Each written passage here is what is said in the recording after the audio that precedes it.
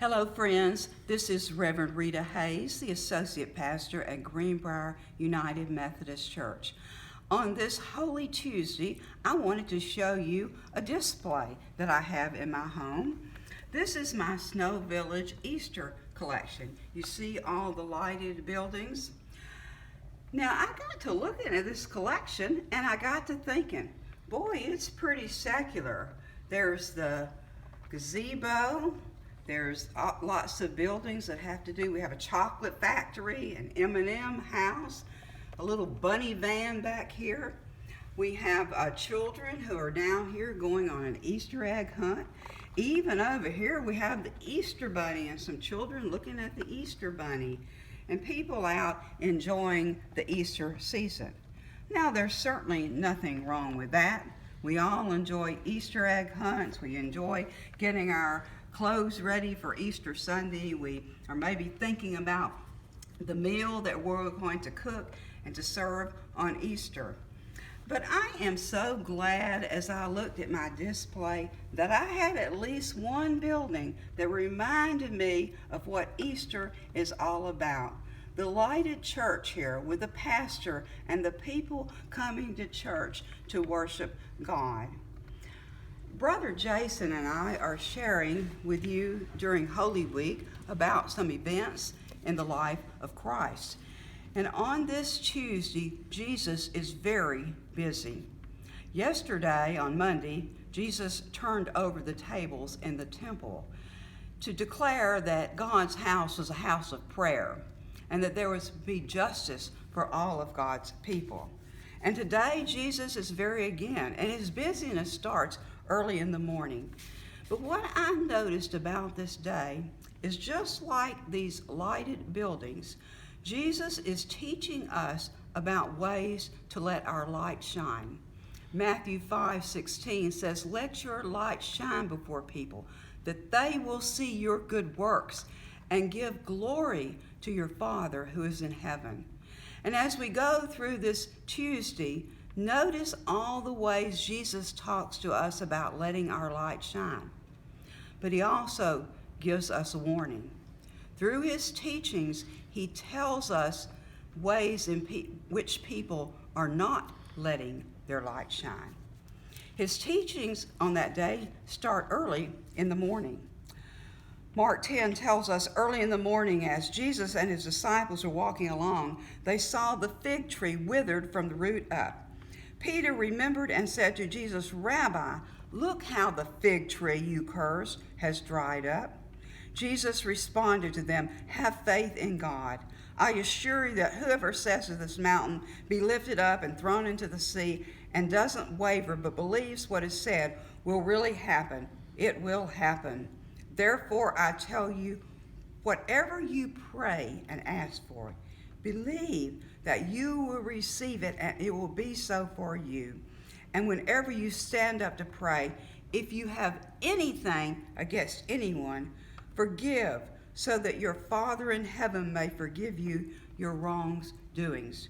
Jesus tells us a way we can let our light shine by forgiving others, by being fruitful in our life.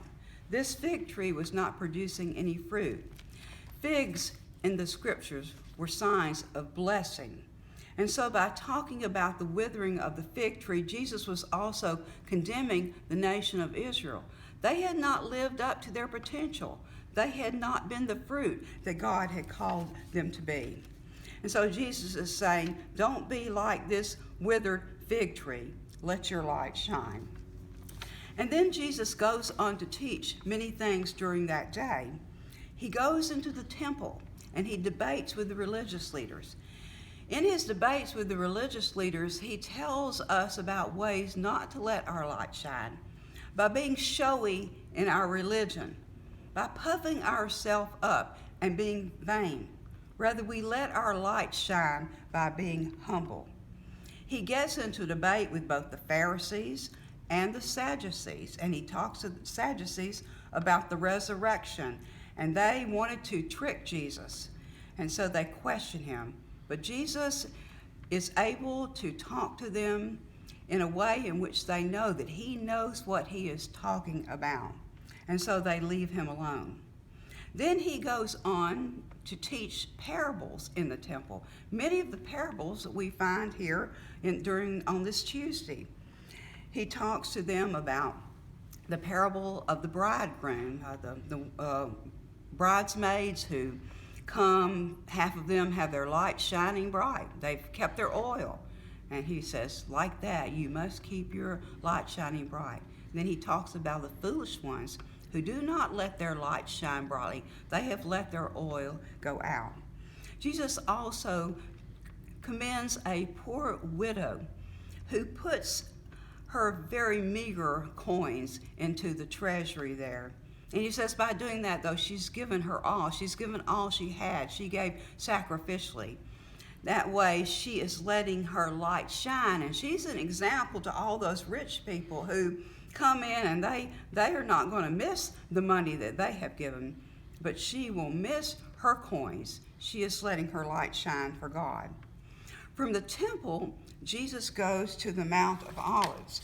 And there Jesus talks to his disciples about the end times. It says that when Jesus was sitting on the Mount of Olives, the disciples came to him privately and said, "Tell us, when will things happen? What will be the sign of your coming and the end of the age?" Jesus replied, "Watch out that no one deceives you. Many will come in my name crying, 'I'm the Christ.' They will deceive many people. You will hear about wars and reports of wars. Don't be alarmed. These things must happen, but this isn't the end yet." And then he goes on to talk about other things that will happen, sufferings and people being arrested and people betraying one another and false prophets. Many things will happen. And then he ends up, "But the one who endures to the end will be delivered."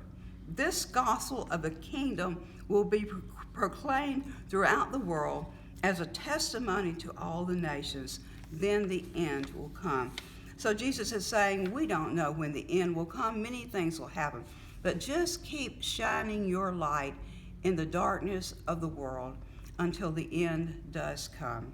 So on this Tuesday, I invite you to let your light shine brightly. Amen.